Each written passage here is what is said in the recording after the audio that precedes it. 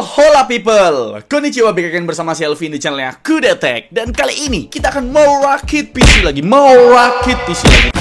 Ini udah ada ya di depan saya dan depan Glenn pastinya kan ya. Dan di episode ke berapa sih sekarang? Episode ke 78 kita akan merakit menggunakan VGA card terbaru dari Nvidia GeForce. Sebenarnya bukan terbaru juga ya, maksudnya ya baru keluar sih, tapi ini tuh lini terbarunya gitu loh Pak ya. Dan Nvidia GeForce baru aja nge-launching beberapa minggu yang lalu lah harusnya sih gitu ya. Kudetek agak telat sedikit gitu loh. Dan ini udah dalam keadaan dirakit, jadi tinggal dihidupkan saja dan boom, pada bam, boom. Ada manusia yang terlahir sempurna.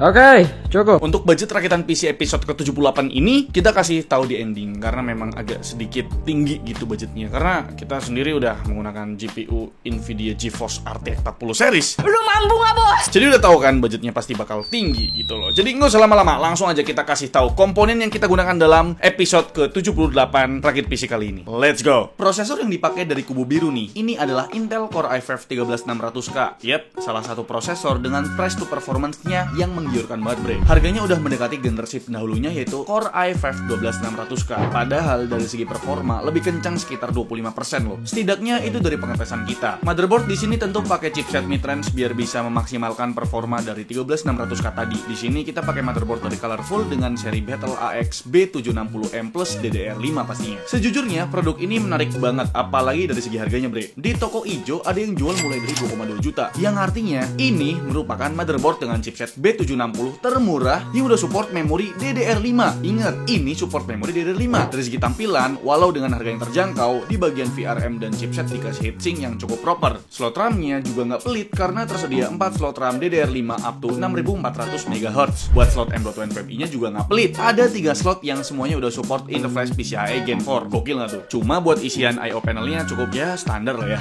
Udah gitu cover I/O-nya perlu dipasang manual. Tapi setidaknya udah ada USB Type-C-nya bre. Lanjut ke memori atau RAM-nya, kita belum punya koleksi RAM DDR5 lain nih. Jadi lagi-lagi kita pakai RAM dari T-Force Delta RGB 2x16GB berfrekuensi 6400 MHz. Dan buat storage-nya udah pasti pakai M.2 NVMe dong. Di sini kita pakai produk dari Colorful lagi, yaitu Colorful CN600 Pro berkapasitas 512GB. Yang paling menarik udah pasti harganya. Di kapasitas 512GB SSD ini dibanderol sekitar 600 ribuan aja bre. Cuma ya buat speednya nggak begitu kenceng karena masih pakai interface PCIe Gen 3. Lanjut ke coolingnya. Kalau di rakitan 13600K sebelumnya kan pakai all-in-one liquid cooling. Di episode kali ini kita pakai air cooler dari Thermaltake TOG R310, sebuah CPU cooler berjenis tower yang punya 4 buah heat pipe. Tampilannya sih cukup gagah tanpa RGB. Bagian atas heatsinknya juga dikasih top cover yang bikin tampilannya makin gagah. Kemampuan cooler ini diklaim bisa menjaga suhu prosesor up to TDP 170 watt. Waduh, power limit 2-nya si 13600K aja 181 watt. Kira-kira cooler ini sanggup nggak ya? Dan sampailah ke pemain utama di rakitan PC kali ini, apalagi kalau bukan graphic cardnya atau GPU-nya. Ini tuh masih produk yang hangat banget bre. Kayak bakwan baru diangkat lah ya. Launchingnya aja baru tanggal 13 April kemarin. Dan produk yang kita pakai masih dari brand Colorful, tapi dari lini gamingnya yaitu iGame.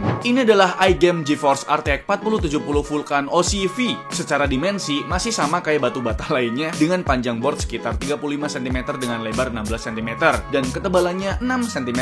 Tapi bobotnya nggak seberat batu bata lain kok, nggak sampai 2 kg. Tapi paling menarik tentu dari desain dan aksesorisnya bre. Seri iGame dari Colorful selalu punya tampilan yang lebih fancy dengan dominan warna gelap dengan beberapa detailing seperti list LED RGB dan garis-garis silver. Konfigurasi kipasnya pakai triple fan yang berdiameter 104 mm yang punya fitur auto stop teknologi guna mendinginkan heatsink super gede yang bekerja sama buat urusan thermal bareng 6 buah heat pipe. Tampilan gantengnya nggak cuma di bagian depan, karena di bagian belakang backplate-nya juga diperhatikan estetikanya bre. Tapi yang paling menarik tentu aja dari aksesorisnya. Produk ini jadi salah satu VGA yang punya Smart LCD. Selain itu, VGA ini jadi satu-satunya VGA card yang LCD-nya detachable. Jadi bisa letak dimanapun asal kabelnya terhubung. Selain buat monitoring, Smart LCD-nya juga bisa kita custom pakai gambar atau gambar bergerak via software iGame Center bre. Aksesoris lainnya ada GPU holder yang tentunya tetap ada detailing iGame biar lebih eksklusif gitu. Dan fitur andalan dari segi iGame adalah one click klik OSI yang merupakan tombol fisik dengan metode satu kali klik udah bisa overclock secara instan. Jadi nggak perlu lagi OSI manual lewat afterburner gitu kan. Selanjutnya kita bakal bahas mengenai software. Jadi brand yang bagus adalah brand yang mempunyai development software yang baik pak, dapat updatean terus gitu loh. Contohnya kayak Colorful punya software namanya iGame Center yang bisa kalian download, linknya ada di deskripsi pak. Dan contohnya di depan kalian di halaman lobbynya ya, contohnya ini udah ada informasi yang benar-benar lengkap ya. Bahkan di sini headset sama keyboard nggak kedeteksi aja bisa kelihatan gitu loh. Dan hardware informasi yang kita gunakan juga bisa kelihatan di sini pak. Bahkan sistemnya ada Windows 11 Pro udah kelihatan di sini, dan prosesornya, frekuensi, dan juga untuk voltasenya kelihatan di sini pak. Dan untuk bagian kanan itu ada monitoring, temperatur, dan kipasnya bisa kita set sendiri, bisa kita atur manual. Ada CPU fan, ada kipas fan, dan di sini ada kipas dari motherboard juga pak. Dan sebenarnya yang paling lengkap sih ada di bagian menu hardware ya pak ya. Di sini ada global, contohnya keseluruhan sistem di PC kita bisa kita atur di sini untuk LED RGB-nya pak, gitu loh. Bahkan di sini kita bisa atur manual sendiri warna-warnanya gitu ya. Dan yang paling penting sih di sini di bagian VGA card-nya ada menu overclock dan juga lighting. Jadi kalau kalian pakai VGA card dari Colorful yang udah support RGB, bisa kalian atur sendiri untuk RGB-nya. Yang paling penting sih sebenarnya menu overclocking-nya sih. Di sini menarik banget pak. Di sini tadi udah aku coba-coba ya overclock, contohnya kayak core clock-nya aku tambahin 90 MHz dan memory clock-nya aku tambahin 412 MHz, dan untuk power-nya aku tambahin 8 ya, dari 100 ke 108. Dan di sini kita bisa langsung lihat di aplikasi GPU Z ya, dan kalian bisa lihat peningkatannya dari 1120 jadi 2010 untuk GPU clock-nya, dan untuk core clock-nya dari yang tadinya 2475 MHz jadi 2565 MHz. Dan di sini speed bandwidth-nya juga meningkat ya, dari yang tadinya 509 GB per second jadi 523 GB per second. Jadi kelihatan di sini. Bahkan di sini untuk informasi mengenai suhu dan lain-lain sebagainya tuh kelihatan pak. Contohnya di sini kita coba atur kipasnya manual ya. Ini kan MT itu manual ya kan, manual transmisi gitu mungkin ya. Atau kalian mau otomatis juga nggak apa-apa sebenarnya, tapi saran dari aku sih manual aja biar lebih bagus gitu loh. Dan itu untuk menu overclockingnya. Bahkan di sini untuk lightingnya dari motherboard kalian bisa atur ya kan. Ini motherboard yang kita gunakan adalah Colorful Battle AXB 760M Plus yang DDR5, dan juga RAM-nya kita bisa atur lightingnya di sini. Dan yang paling penting nih monitornya, karena yang VGA card kita gunakan itu udah ada monitor di paket pembeliannya pak ya kan. Kalian bisa atur sendiri nih, kasih warna, terus kasih gambar sesuai keinginan kita. Bahkan ini bisa customize muka kita sendiri, di sini kita bisa tambahin gitu ya. Dan di sini kita dikasih 8 customize mode yang bisa kalian atur sendiri. Bahkan untuk informasi dari suhu VGA, suhu prosesor dan lain sebagainya bisa kita dapetin di sini. Kalian bisa atur-atur sendiri ya pak ya. Dan yang paling menarik di sini sih monitornya. Jadi kalian bisa monitoring GPU usage dan CPU usage di game kalian yang kalian mainkan. Contohnya di sini game supportnya kalian bisa lihat ada Apex Legends, GTA 5 dan sebagainya gitu loh. Buat monitoring dan desainnya kalian bisa pilih sendiri di sini. Ya kalian bisa coba-coba sendiri aja gitu loh. Ya kira-kira itu dia untuk software dari iGame Center kepunyaannya Colorful bre. Sekarang lanjut ke spesifikasinya bre. Seperti biasa sebagai pembanding saya buatkan tabel bersama Colorful Tomahawk RTX 3080 Ti 12GB yang pernah kita coba di kantornya Ipason pastinya. Dan juga GeForce RTX 4070 Ti 12GB. Dari segi shading unit atau CUDA core, RTX 4070 polos tertinggal hampir 1800 core dibandingkan dengan RTX 4070 Ti. Hal yang sama juga terlihat dari jumlah tensor core dan juga RT core-nya bre. Kalau dibandingkan sama RTX 3080 Ti, tentu jomplang banget selisih jumlah CUDA core, tensor core, dan RT core-nya bre. Tapi buat base clock speed-nya, RTX 4070 polos lebih tinggi 40% ketimbang RTX 3080 Ti. Tapi lebih rendah 20% ketimbang RTX 4070 Ti. Yang menarik, walau udah sama-sama pakai tipe memori GDDR6X, tapi speed memorinya RTX 4070 polos dan RTX 4070 Ti udah meningkat jadi 21 GB per second. Padahal dari segi bus width-nya lebih sempit yaitu 192 bit berbanding 384 bit milik RTX 3080 Ti. Pengaruh dari jumlah bus width yang lebar, tentu aja bandwidth-nya juga makin besar bre. Lihat aja bandwidth dari RTX 3080 Ti yang jauh meninggalkan RTX 4070 dan juga RTX 4070 Ti yang sama-sama punya bandwidth sebesar 504 GB per second. Walau punya bandwidth yang sama, perbedaan jumlah core dan clock speed antara RTX 4070 polos dengan RTX 4070 Ti tentu mempengaruhi TDP-nya. Selisihnya bahkan sekitar 70 watt. Tentu RTX 4070 polos bisa jadi pertimbangan yang menarik buat kalian yang kapasitas listrik rumahnya terbatas. Dan itu dia untuk komponen yang kita gunakan dan juga spesifikasi GeForce RTX 4070 polos dari Colorful mereknya, dan juga untuk tipenya ini tipe tertingginya yaitu iGame pak. Lihat aja nih, ada monitor kecil yang bisa kalian tempel dimanapun. Oke, selanjutnya kita bakal pengujian.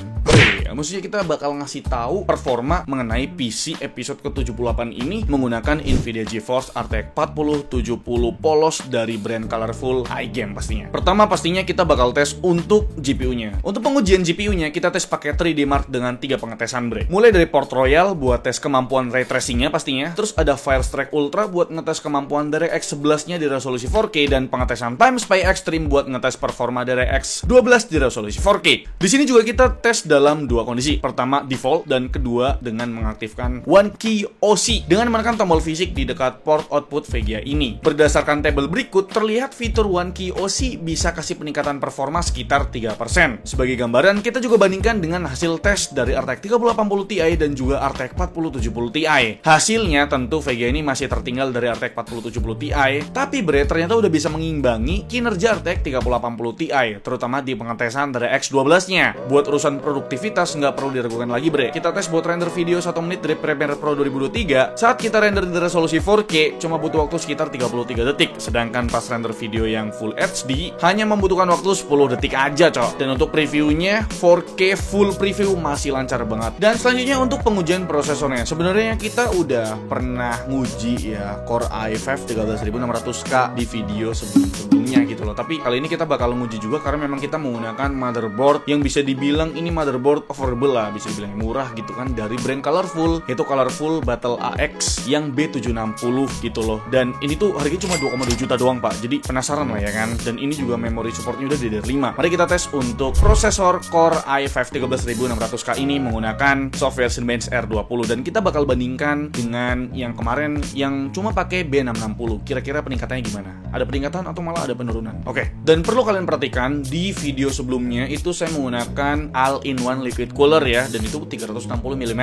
Dan di video kali ini kita tuh menggunakan cuma air cooler doang dari brand Thermaltake. Jadi kan harusnya sih ada perbedaan suhu gitu loh. Dan untuk penggunaan suhunya dan penggunaan dayanya kita bakal tampilkan di akhir video, Pak. Kalian perlu perhatikan bahwasannya chipset terbaru dari Intel itu bakal ngasih performa yang pasti terbaik lah ya kan. Kalau dilihat dari konsistensinya, performanya itu cenderung kurang stabil kalau dilihat dari 5 pengetesan multicore di Cinebench R20-nya, Pak. Jadi bre, dari dua pengujian tadi yang episode ke-78 ini menggunakan chipset B760, walaupun dia cuma pakai air cooler doang, itu bakal ngasih performa lebih baik ketimbang chipset pendahulunya itu B660 walaupun udah pakai all-in-one liquid cooling gitu loh. Dan next kita bakal uji PC episode ke-78 ini menggunakan Nvidia GeForce RTX 4070 polos dari Colorful iGame dan prosesornya Core i5 13600K ini ke 9 game yang udah kita tes gitu loh. Dan kebanyakan kita bakal tes di resolusi 4K dan 2K pastinya, karena GeForce RTX 40 series kayaknya udah nggak main lagi Full HD gitu loh. Dan sebenarnya 2K juga kayaknya agak ya udahlah, oke, kita akan tes untuk performa gamingnya di resolusi 4K dan juga 2K pastinya dengan grafik rata kanan, nggak main lagi rata kiri, Pak.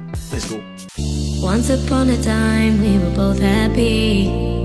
Everything was fine and suddenly it leave. I was left behind, broken in pieces. Then you'd reappear. Sometimes we all feel a little afraid. We don't put our emotions on display. But I've gotta be strong. I don't wanna know if you feel it too. Your chances are gone. And I don't need you anymore.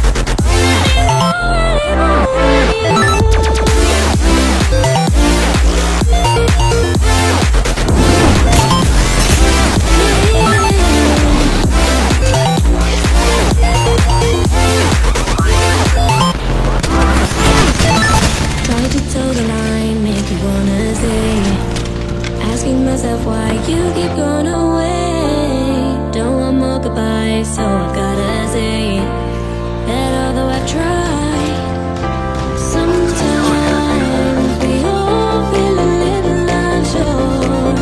We don't really know what we're here for, but I've got to move on, and I don't wanna know if you feel it too. Your chance is over.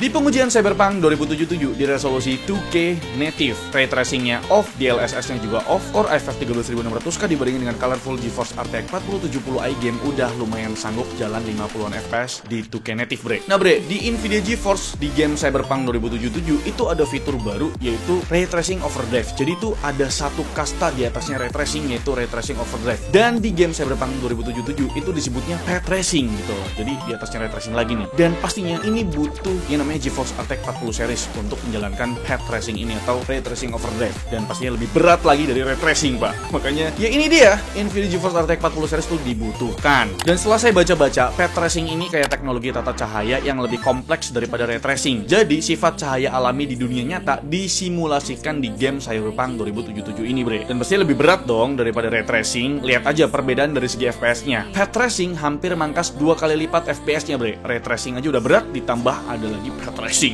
Pengujian selanjutnya, aktifin DLSS balance ray tracingnya psycho, tapi ray tracingnya off, masih sanggup kasih rata-rata 76 FPS-an. Berkat adanya fitur DLSS 3 ataupun frame generation, main di resolusi 2K, ray tracingnya nyala di psycho, rata-rata FPS-nya naik hampir 2 kali lipat, bre. Dari yang tadinya 76 FPS jadi 112 FPS berkat DLSS 3. Bahkan kalian bisa aktifkan fitur ray tracing ini dibarengin sama DLSS 3 supaya bisa enjoy main di resolusi 2K. Saya juga ada uji Cyberpunk 2077 di resolusi 4K ya. Dari pengujian ini, kalau kalian mau lancar main di resolusi 4K biar tembus 60 FPS, pakai fitur DLSS 3 atau DLSS Frame Generation, tapi jangan aktifkan ray tracingnya, bre. Itu masih aman enjoy lah di sekitaran 50-an FPS. Next, ada Shadow of the Tomb Raider, lagi-lagi di resolusi 4K, grafiknya ultra, tetap bisa enjoy main di atas 60-an FPS, tapi harus aktifin fitur DLSS quality-nya, bre. Dan mungkin kalian tanya, kenapa GPU usage-nya tinggi banget sedangkan CPU usage-nya di bawah 20%? Jadi karena kita tes pakai resolusi 4K dan ditambah settingan grafiknya rata kanan alias ultra, itu yang bikin beban si GPU terlalu berat. Apalagi game yang dimainkan lebih membutuhkan si GPU-nya, bre. Tapi kalau kalian turunkan ke resolusi di bawahnya, contohnya ke 2K, barulah berasa kalau tugas GPU nggak terlalu berat-berat amat. Dan performasi prosesornya mulai naik nih. Game God of War ternyata performanya oke banget, main di grafik ultra rata kanan resolusinya 4K, tetap bisa enjoy 60 FPS walau nggak pakai fitur DLSS, bre. Kalau pakai monitor 2K 120Hz makin enak lagi karena masih sanggup banget dapetin rata-rata 120-an FPS, tapi harus nyalain fitur DLSS quality di resolusi 2K, bre. Horizon Zero Dawn main di resolusi 4K dengan grafik ultra sekalipun bener-bener lancar 100-an FPS dengan mengaktifkan DLSS quality. Pakai monitor 2K 165Hz makin dimanjakan lagi karena bisa banget dikejar 170-an FPS rata-ratanya di resolusi 2K, bre. Selanjutnya ada game Battlefield 5 main di resolusi 4K, grafiknya ultra, nggak ada masalah sama sekali. Mau ray tracing dan DLSS DLSS-nya diaktifin atau enggak masih tetap lancar tanpa kendala. Kalau kalian main di monitor resolusinya 2K 165Hz, harusnya nggak ada masalah pakai colorful GeForce RTX 4070 iGame bareng dengan Core i5 13600K ini, bre. Ternyata di game GTA 5 lumayan berat juga kalau bener-bener settingannya rata kanan. Di resolusi 4K masih nyaman banget sih main di sekitaran 60-an FPS. Sedangkan di resolusi 2K kalian bisa nikmatin pakai monitor 2K 120Hz, bre. Selanjutnya ada game Valorant. Gas pakai resolusi 4K, grafiknya low. Rata-rata FPS-nya bisa tembus sampai 400-an FPS. Ini pakai monitor 360Hz enak banget nih. Apalagi pakai resolusi Full HD ya. Waduh. Game terakhir ada Dota 2. Game yang masih